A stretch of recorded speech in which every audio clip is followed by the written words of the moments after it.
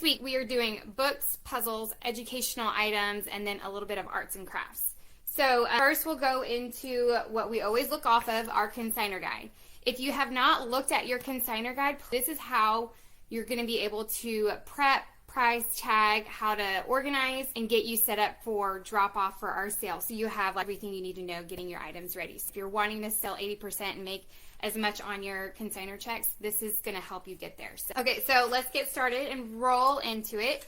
So we'll go over what's accepted, what supplies you'll need, also how to prep, tag, organize, and get ready for drop-offs. We don't have any item limits for what we're talking about today, but this is where we'll have all of our item limits for the sale. And now if we're talking about what's accepted, you'll go to where it says non-clothing. It'll have a list like this, and it'll show items that we take, and then any no thank you items I have listed on the side as well. So when we're talking about books, like anything books for infants all the way to your juniors, softboard, early readers, series, chapter books that your kids reading in school, any of that good stuff, we accept. For books, the items that we do not accept for books is any adult books, self-help books. We do accept parenting books, so that's the exception for adult books. So any parenting books about, the traditional what to expect when expecting, potty training books, it's cookbooks, anything like that we'll accept if it's kids cookbooks or anything that's having to do with your children and family. But books that are about accounting or we do not accept those. We'll accept puzzles for kids, floor puzzles, wood puzzles, board puzzles. I'll accept those as well as long as all the pieces are together. And then let's talk a little bit about your DVDs. We'll take family movies, anything from rated G all the way to PG-13. So anything that's rated higher than PG-13, please leave that at home. For crafts, we'll accept any kids' crafts, any craft supplies that hasn't been used yet. Those will be accepted as well. Generally, the supplies that you'll need for books and stuff. Books, very important, you're using painter's tape or masking tape. The tape you do not want to use is clear packing tape. The reason because of that is you can damage the outside of the book and it can leave a really nasty residue. So please, please, please use painter's tape and masking tape. Or for puzzles, bags are really great. These big bags come in handy. You can also use saran wrap. And then you can use packing tape to seal your bags and your saran wrap for your puzzles to attach your tags to the plastic. If you have a puzzle box that's in the box, like even those like higher, like 500 count or 1,000 count, they'll come in a cardboard box. That's where you're also going to want to use your painters and masking tape to attach your tags. For DVDs and movies, you're checking each and every DVD. Make sure you're opening the cover and making sure every DVD is in there. Go ahead and seal it. You can tape it with your packing tape. If a shopper wants to open it, they can take it to our hold table and then we can open it and make sure it's sealed back. The consignor guide shows you how to prep and price these together. I have some examples here. So this one I use masking tape. You'll be taping your tag to the back of it, whether if it's like a paperback or a hardcover. All these books, attach your tag with painters or masking tape on the back. And inside these books, when you're going through, just quickly glance through them, like flip through the pages. What you want to look for is if there's any like markings, like coloring, like if they're books and they get turned into coloring books when they're not supposed to be turned into color books. That's what you want to watch out for, and also ripped pages. So if you have any books that are ripped pages, those would go into the no thank you pile. Same thing if it's a reading book and then it has marker or coloring all through it, that would be in the no thank you pile as well. Samples of other no thank you. This is a well-loved book. This spine has almost come apart, so it's taped. And then in here it's very fragile. So this would be considered a no thank you.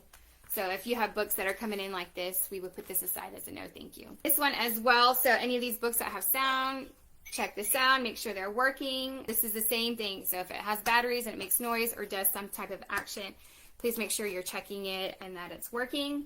And then in here, we've noticed we have some pages missing. The binding is also coming apart. And then in here, there's missing pages and ripped pages as well. So even though, like, if this page was complete, there's tape where it's been ripped, this would still be a no thank you. You're checking through your books. If you're wanting to group books together, what I suggest is if It's like an entire set. You can group them. You can use ribbon, twine, separate. Books sell really well, and especially during half price sale. We found that the sweet spot where a lot of books sell is in between $1 to $3, and we highly recommend that you set these to be reduced on half price, pre-sale, half price sale days. So that's my tip for all of my sellers out there for books. That's one of our top sellers. When we're going to drop off for books, I'll have these under on the table for the books. We'll have a section for like holiday books, book series, board books, early readers.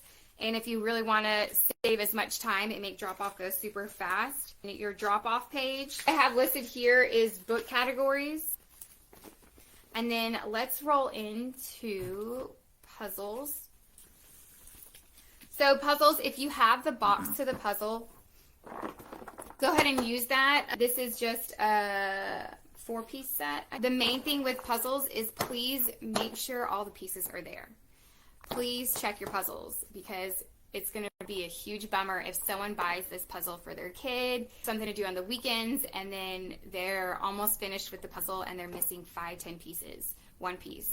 So you can't really have a complete puzzle without the piece. Like, that is a very crucial part. So puzzles, please make sure you're going through, you're checking and counting and make sure all the pieces are there, because that's something that you can't squeeze by without having a piece. The puzzles, it's an absolute yes or no. So make sure you're counting through all your puzzle pieces. For your boxes, you're using your masking tape to attach your tag. I have some board puzzles here. It's a set of 4. I did it where you can kind of see the front and the back. I used one of the 2 or 3 gallon bags, and then I just tucked the side over and taped it so you don't have loose pieces or missing pieces going everywhere. But you can also use plastic wrap. I've seen plastic wrap. The only downside to plastic wrap is that it can kind of be hard to see if you do multiple layers. That's kind of usually why I opt for the large gallon bags or whatever gallon bag that will fit. Another great tip is if you have a box puzzle and you don't have the box where like this one shows like what's on the cover, you can use a bag, like put it in a baggie and then go and print out the picture. That really helps shoppers. They can kind of see what it is instead of just writing it teeny tiny on the tag, and that's what's going to sell your puzzle a lot faster. So that is puzzles there. And next we'll move to educational items. This is for our teacher materials, homeschooling materials, student materials. This can be like student workbooks, all of that, classroom supplies. Anything that has to do with learning, school related, we'll keep that together. And then we also will have, or if you're sealing these together, boxes together, make sure you're using masking tape and then attaching the tag with masking tape or painter's tape as well. This one, all I did was put it in a plastic bag and then fold the bag over and tape it. And then again, you're making sure all the pieces are included. I even typed on there 30 pieces all included on there. So everything is in there and they won't have to worry. Flashcards. So if you have the little box that the flashcards come in, perfect. You can use that. You can seal it with painters or masking tape. And if you don't have the container, you can use baggies as well. This is like a square snack size bag from H-E-B. I love these because it's like the flashcards perfectly. You can tape it over or fold it over and tape it and then put the tag on the back, so you can clearly see. And at drop off, we'll have all of it labeled. We'll have like school supplies, teacher supplies, classroom materials, all of that good stuff. So it's very easy for y'all to find. Another quick thing is if you have workbooks, like student workbooks, sort through them and make sure that they are not filled out already. I know sometimes there'll be like random crayon, like a crayon mark or anything. If it's on less than 5% of the book, it's okay. For any craft supplies, kits, all that good stuff, it's child appropriate age range, and also it's like complete craft kits. Or if it's crafting supplies, unused supplies. So this is just a little like paint set, so make sure this is unused. Same thing with like slime and Play-Doh. It's unused slime and Play-Doh. If you have a big supply or a big bag of crafts, make sure they're related or like items. If it's like painting supplies, put all the paint together. Or if it's stickers, put the stickers together. This one's just like little chalk holders and an eraser. So I'm just going to flip this over, like fold it over, tape it so they can see the front and the back. They can see what everything looks like and they can count how many's in there. I think that's all. Thanks guys so much for hanging out with me this week.